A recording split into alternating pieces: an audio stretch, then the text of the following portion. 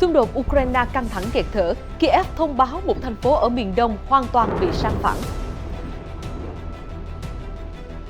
Trong khi đó, đạn pháo dày đặc nhấn chìm Bakhmut, Ukraine tự tin đủ lực giữ vững tiền tuyến. Ở diễn biến khác, Nga tuyên bố vô hiệu hóa UAV Ukraine cố tấn công lãnh thổ nước này. Tuyên bố triển khai hạt nhân ở Belarus của Tổng thống Putin tiếp tục khuấy đảo chính trường thế giới. Mỹ nói chưa ghi nhận dấu hiệu Nga thực thi tuyên bố của mình. NATO chỉ trích thông điệp của ông Putin là nguy hiểm và vô trách nhiệm.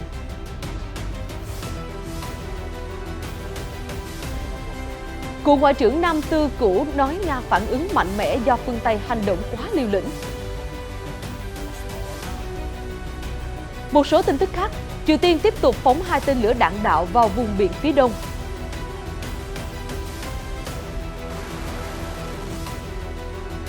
Biểu tình nổ ra khắp Israel sau lệnh sa thải Bộ trưởng Quốc phòng.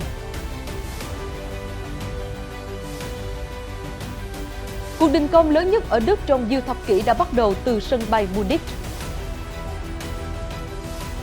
Ở cuối bản tin, chiêm ngưỡng hoa anh đào nở rộ ở Washington, Mỹ.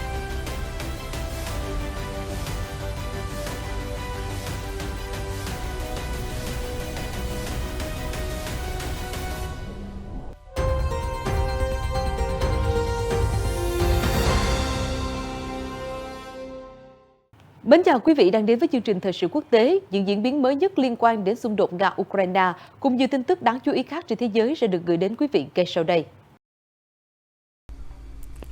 Tình hình chiến sự Đông Âu vô cùng cam go, nhất là tại thành phố Voleda ở miền đông Ukraine. CNN dẫn lời ông Nazary Kisat, chỉ huy đơn vị súng máy thuộc Lữ đoàn Cơ giới số 72 của Kiev hôm 26 tháng 3 cập nhật. Voleda đã bị san phẳng hoàn toàn sau các đòn pháo kích dữ dội của Nga. Ông Kisat nói, kẻ thù tiếp tục dùng nhiều bệ phóng tên lửa và pháo kích ác liệt, không chỉ vào các vùng tiền tuyến Voleda mà còn cả những khu vực lân cận. Họ liên tục bắn phá các khu dân cư bằng vũ khí cỡ nòng lớn. Vị chỉ huy thừa nhận, Voleda đã bị san phẳng hoàn toàn, mọi thứ bị thiêu rụi, nơi này đã trở thành thành phố chết. Nhiều người dân đã được quân đội và cảnh sát sơ tán, tuy nhiên một số người vẫn còn mắc kẹt. Họ trốn ở bất kỳ nơi nào có thể, trong trạng thái kiệt quệ và tuyệt vọng. Chúng tôi đang cố liên hệ những người dân còn sót lại. Thời gian qua, dù không còn gì trong tay, nhưng người dân vẫn rất nỗ lực giúp đỡ quân đội. Khi được hỏi liệu Moscow có dấu hiệu kiệt sức hay không, ông Kisat cho biết quân đội Nga đã chịu tổn thất nặng nề, nhưng họ có lực lượng dự bị hùng hậu. Dù mệt mỏi, kiệt sức, nhưng vị chỉ huy vẫn nêu tinh thần quyết chiến. Mọi người đều kiệt sức, nhưng chúng tôi phải bảo vệ đất nước mình. Lực lượng bộ binh của chúng tôi sẽ chiến đấu đến cùng, quyết không để một mét đất rơi vào tay địch. Ông Kisat lưu ý thêm, lữ đoàn của ông vẫn đang bám trụ vững ở hướng Voleda và nói thêm, tình hình ở Bakhmut thực sự khó khăn. Một chỉ huy tinh nhuệ đã được triển khai đến tử địa đó. Giao tranh vật ác liệt, thương vong xảy ra mỗi giờ. Chúng tôi không ngừng cầu nguyện đấng ân trên, ban phước để giành chiến thắng, ông nói. Reuters hôm 26 tháng 3 đăng video do máy bay không người lái của Ukraine quay lại cho thấy thành phố Bakhmut ở miền đông chìm trong đổ nát giữa lúc bị lực lượng Nga siết vòng vây. Hôm 25 tháng 3, Tổng tư lệnh lực lượng vũ trang Ukraine Valery Zaluzny tuyên bố tình hình ở Bakhmut đã ổn định, lực lượng của Kiev đã chặn được cuộc tấn công của Moscow ở trong và xung quanh thành phố. Nga xác định Bakhmut là một mục tiêu chính để nước này tiến đến kiểm soát hoàn toàn khu vực công nghiệp Donbass của Ukraine.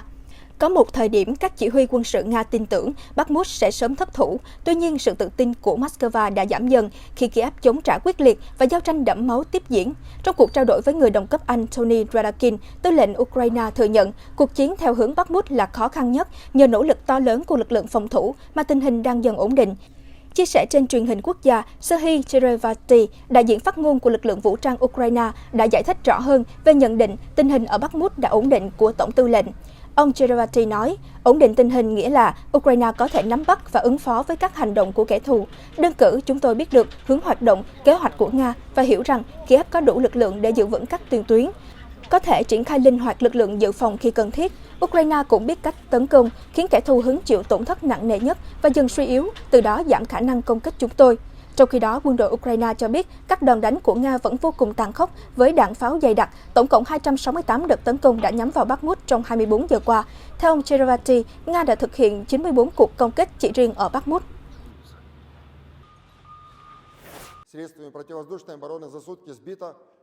Lãnh thổ Nga cũng không thể yên ổn. Hôm 26 tháng 3, Bộ Quốc phòng Nga cho biết Ukraine đã cố gắng tiến hành cuộc tấn công bằng máy bay không người lái vào vùng Tula, nhưng các UAV đã bị phương tiện tác chiến điện tử của Nga vô hiệu hóa. TASS cho biết vào hôm 27 tháng 3. Cụ thể, phía Moscow tuyên bố vào ngày 26 tháng 3, Ukraine đã cố gắng dùng UAV Stritu-141, mẫu có từ thời Liên Xô cũ, tấn công vùng Tula của Nga.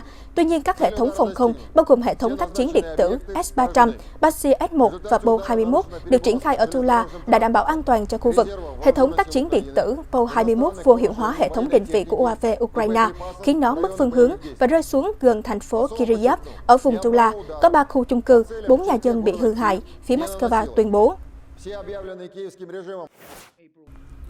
Một diễn biến khác thổi bùng căng thẳng xung đột ở Ukraine là tuyên bố triển khai vũ khí hạt nhân ở Belarus của Nga.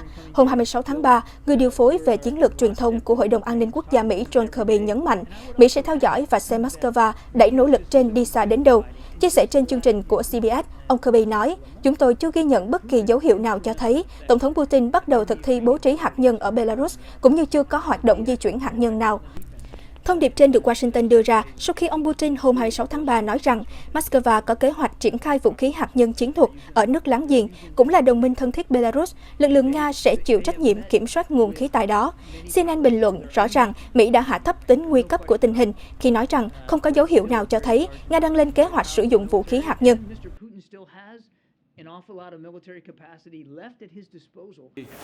Về phía NATO, hôm 26 tháng 3, liên minh này đã chỉ trích những lời lẽ hùng hồn về hạt nhân của Tổng thống Putin vừa qua là nguy hiểm và vô trách nhiệm. Trước đó, ông Putin đã ví động thái triển khai vũ khí hạt nhân ở Belarus tương tự như cách Mỹ bố trí khí tài hủy diệt này ở châu Âu. Nhà lãnh đạo cũng cam kết Nga sẽ không vi phạm lời hứa không phổ biến vũ khí hạt nhân. Đáp lại, NATO cho rằng đánh giá và lời hứa trên của ông chủ điện Kremlin hoàn toàn sai lệch.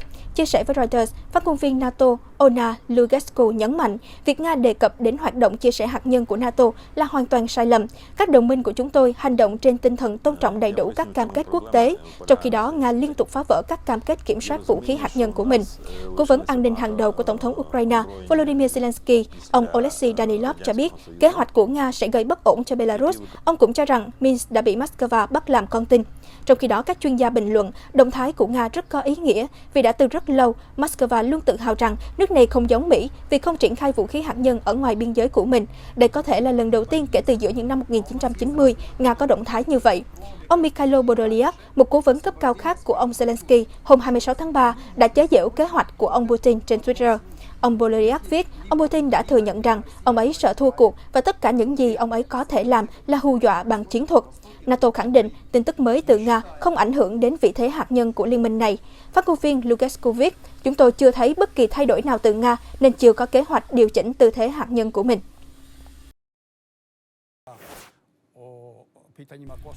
TASS hôm 26 tháng 3 dẫn lời cựu Ngoại trưởng Nam Tư cũ Zhevadin Jovanovic bình luận việc Nga triển khai vũ khí hạt nhân chiến thuật ở Belarus có thể được coi là phản ứng trước hành động đầy khiêu khích của tập thể phương Tây.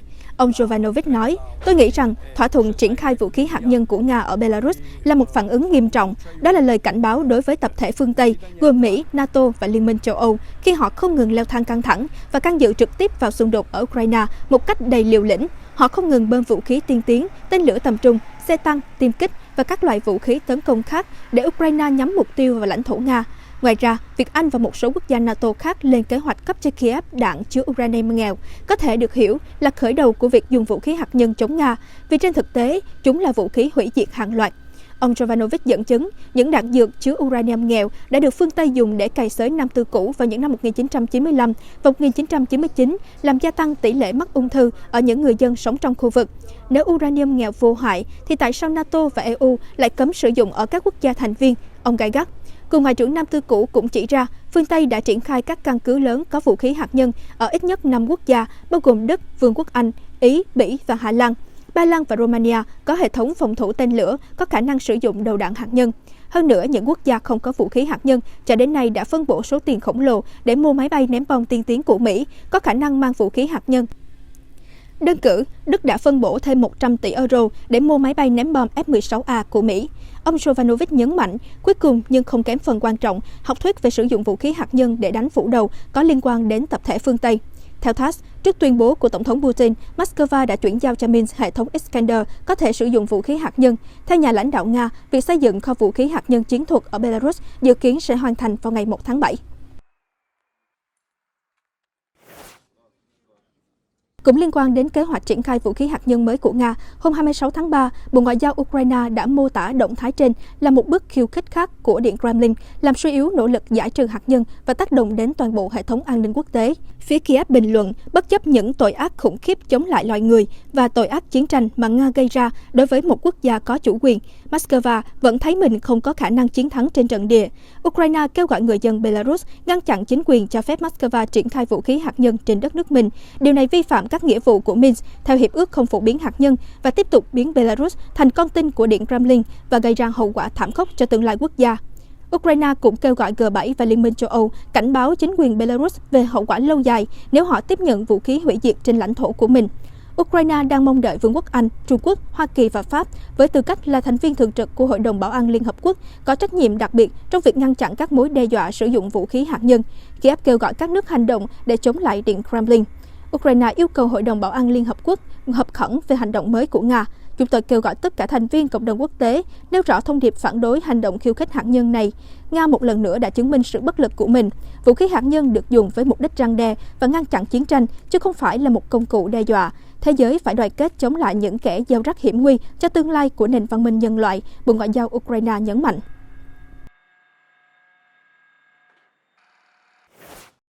Ở diễn biến khác, hôm 26 tháng 3, Giám đốc Cơ quan Nguyên tử Quốc tế của Liên Hợp Quốc IAEA, ông Rafael Grossi và nhóm thanh sát viên đã rời Viên đến thăm nhà máy điện hạt nhân lớn nhất châu Âu, Zaporizhzhia ở Ukraine. Nga đã nắm quyền kiểm soát cơ sở này ở giai đoạn đầu phát động chiến dịch quân sự đặc biệt. Ông Grossi đang thúc đẩy thiết lập khu vực an ninh xung quanh nhà máy, khi cơ sở có 6 lò phản ứng này đã phải hứng chịu nhiều đợt pháo kích trong những tháng qua. Theo Reuters, thông tin về chuyến đi đến Zaporizhzhia được ông Grossi thông báo trên Twitter vào hôm 26 tháng 3 với nội dung: "Tôi đang trên đường đến nhà máy điện hạt nhân Zaporizhzhia để trực tiếp đánh giá tình hình an ninh và độ an toàn ở cơ sở này." Đây là chuyến thăm thứ 2 của ông Grossi đến nhà máy điện hạt nhân lớn nhất châu Âu. Tháng 9 năm ngoái, ông đã đến cơ sở này và triển khai nhóm chuyên gia IAEA hiện diện thường trực ở nhà máy. Hồi đầu tháng này, lãnh đạo IAEA đã kêu gọi thiết lập khu vực bảo vệ xung quanh cơ sở này. Trước khi xung đột nổ ra, nhà máy Zaporizhzhia cấp khoảng 20% lượng điện cho Ukraine. Tuy nhiên, nơi này không còn sản xuất điện kể từ tháng 9 năm ngoái, khi lò phản ứng cuối cùng trong 6 lò ngừng hoạt động.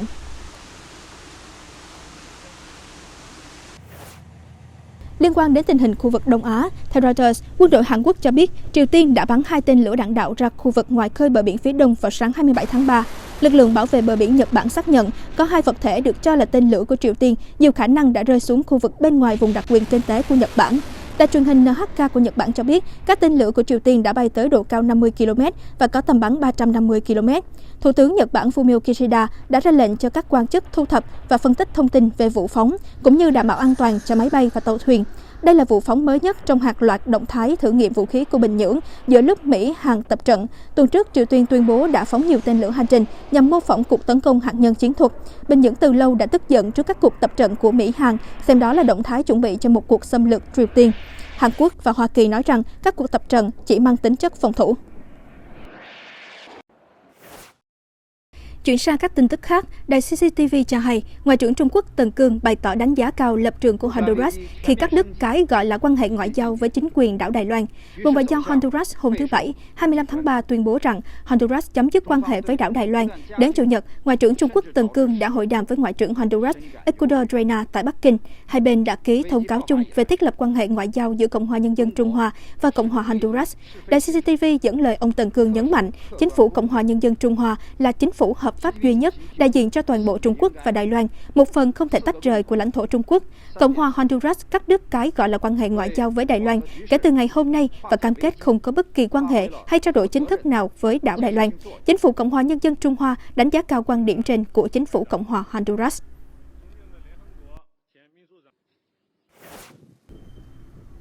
Cùng ngày 26 tháng 3, lãnh đạo đảo Đài Loan bà Thái Anh Văn cho biết, người dân Đài Loan đã chứng minh trước toàn thế giới rằng chúng tôi không bao giờ nhún nhường trước những mối đe dọa. Sự hợp tác và liên kết của Đài Loan với các đồng minh cùng chí hướng để thúc đẩy an ninh thịnh vượng của cộng đồng quốc tế sẽ ngày càng tăng lên, không phải giảm xuống. Bà Thái nói thêm, sức ép của Bắc Kinh đối với đảo Đài Loan về quân sự đối ngoại đang gia tăng trong những năm gần đây.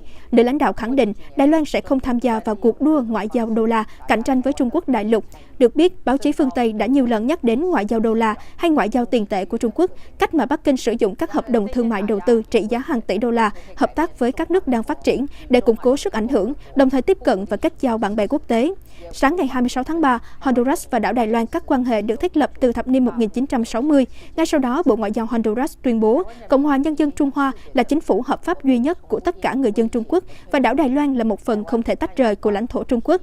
Theo Reuters, Đài Loan hiện chỉ còn giữ quan hệ với 13 quốc gia, hầu hết là những nước nghèo đang phát triển ở Trung Mỹ và Thái Bình Dương. Tại Israel, các cuộc biểu tình rầm rộ đã nổ ra trên khắp đất nước vào hôm 26 tháng 3 sau khi Thủ tướng Benjamin Netanyahu cách chức Bộ trưởng Quốc phòng Yoav Gallant do ông này phản đối kế hoạch đại tu hệ thống tư pháp của chính phủ. Theo ghi nhận của Reuters, hàng nghìn người đã xuống đường ở Tel Aviv và Jerusalem vẫy cờ và hô vang thông điệp phản đối. Tại Tel Aviv, những người biểu tình đổ về đường cao tốc chính Ayalon làm tắc nghẽn giao thông trong nhiều giờ. Còn ở Jerusalem, đám đông đã tụ tập bên ngoài dinh thự của ông Netanyahu, thậm chí vi phạm hàng rào an ninh. Khoảng 3 tháng kể từ khi nhậm chức, Liên minh chủ nghĩa dân tộc tôn giáo của ông Netanyahu đã đối mặt với nhiều khủng hoảng và sự chia rẽ sâu sắc do kế hoạch đại tu tư pháp. Trong một tuyên bố chung, lãnh đạo phe đối lập Israel Yair Lapid và Benny Gantz nhấn mạnh an ninh quốc gia không thể là quân bài trong trò chơi chính trị. Ông Netanyahu đã vượt qua lằn ranh đỏ. Họ cũng kêu gọi các thành viên đảng của ông Netanyahu không đồng lõa với nỗ lực phá hoại an ninh quốc gia. Khi thông báo sa thải ông Gallant, văn phòng thủ tướng không công bố quan chức kế nhiệm. Đầu tháng này, Tổng thống Israel Isaac Herzog đã cảnh báo đất nước sẽ phải đối mặt với thảm họa trừ khi đạt được sự đồng thuận rộng rãi hơn về kế hoạch đại tu ngành tư pháp.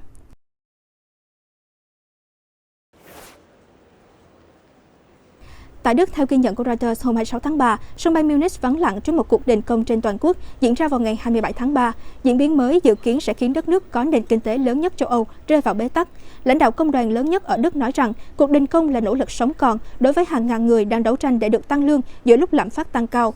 Cuộc đình công lớn nhất ở Đức trong nhiều thập kỷ qua dự kiến khiến hoạt động đường sắt và các sân bay gián đoạn trên diện rộng. Dấu hiệu tồi tệ của cuộc đình công đã hiện rõ ở sân bay Munich vào hôm 26 tháng 3. Khi bản thông tin khởi hành các chuyến bay cho thấy nhiều lịch trình đã bị hủy, hầu hết hành khách đã được thông báo về cuộc đình công. Sân bay ở miền Nam nước Đức vắng lặng, chỉ có những hành khách lỡ chuyến bay nối chuyến hoặc những ai chưa kịp cập nhật thông tin. Du khách người Hà Lan chia sẻ, "Chà, nếu tôi biết trước thì đã không đến đây, tôi thực sự hơi sốc vì chưa nhận được thông tin gì."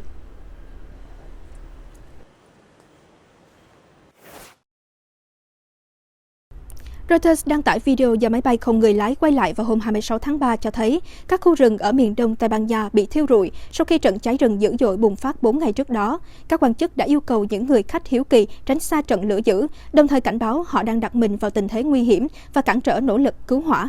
Lực lượng ứng phó khẩn cấp cho biết hơn 500 lính cứu hỏa cùng 20 máy bay và trực thăng đã được điều động dập trận hỏa hoạn bùng phát gần làng Vilanova de Veiga ở vùng Valencia.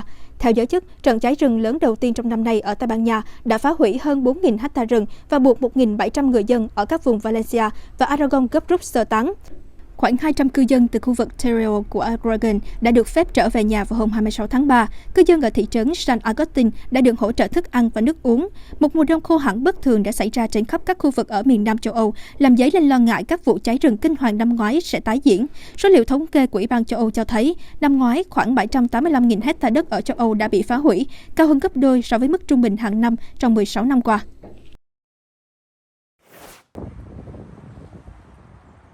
Thành phố Sydney của Úc đã tắt đèn ở một số nơi thuộc khu thương mại trung tâm, cũng như tại các công trình biểu tượng như nhà hát Opera và cầu cảng vào hôm 25 tháng 3 để hưởng ứng giờ trái đất. Vào lúc 20 giờ 30 phút giờ địa phương, tất cả các đèn không cần thiết đã được tắt trong 1 giờ trên toàn thành phố để khuyến khích người dân và chính phủ nhận thức trách nhiệm của mình đối với hệ sinh thái. Hàng triệu người tại hơn 7.000 thành phố ở 190 quốc gia đã tắt đèn, thể hiện sự đoàn kết và cam kết cứu lấy trái đất, ngôi nhà chung của 8 tỷ người. Sự kiện đầu tiên bắt đầu năm 2007 do Quỹ Bảo vệ Thiên nhiên Thế giới WWF khởi xướng. Reuters cho biết, mạng xã hội gần đây xôn xao với hình ảnh con cá voi vây khổng lồ nặng khoảng 40 tấn bơi chậm ngoài khơi bờ biển Valencia của Tây Ban Nha. Đáng nói là nó bị vẹo cột sống nghiêm trọng, các chuyên gia cho biết. Trong video được cơ quan bảo vệ dân sự của Tây Ban Nha công bố, con cá voi dài 17 mét đang bơi gần thành phố Culera ở ven biển Địa Trung Hải. Các chuyên gia từ Tổ chức Hải dương học Tây Ban Nha hôm 6 tháng 3 đã tiếp cận con vật, tiến hành kiểm tra và phát hiện nó không bị vướng vào vật gì dưới biển. Tuy nhiên, nó đã bị vẹo cột sống nghiêm trọng. Các nhà khoa học cho biết do cá voi khổng lồ sinh sống ở ngoài khơi và lại bị dị tật nên rất khó gắn thiết bị để theo dõi từ xa. Dù vậy, nhóm chuyên gia nhận định con cá voi có thể quay lại gần bờ vì vấn đề di chuyển rất khó khăn. Cá voi vây là loài vật lớn thứ hai trên trái đất sau cá voi xanh. Hàng ngàn người đã tập trung dọc theo hồ chứa nước Tidal Basin ở Washington, Mỹ hôm 26 tháng 3 để ngắm nhìn hàng cây hoa anh đào đang nở rộ. Những bông hoa trắng và hồng nhạt tỏa sáng cung đường, bao quanh các di tích mang tính biểu tượng của thành phố. Người dân địa phương và khách du lịch tỏ ra hào hứng, họ chụp ảnh và đi bộ dọc theo hồ nước. Theo Reuters, mùa hoa anh đào đẹp nhất ở Washington là khi 70% hoa xung quanh hồ Tidal Basin cùng khoe sắc. Hàng cây hoa anh đào tuyệt đẹp này là món quà hữu nghị mà Nhật Bản trao cho Mỹ vào năm 1912. Tin tức vừa rồi cũng đã kết thúc bản tin hôm nay. Cảm ơn quý vị khán giả đã quan tâm theo dõi. Xin chào và hẹn gặp lại trong các chương trình sau.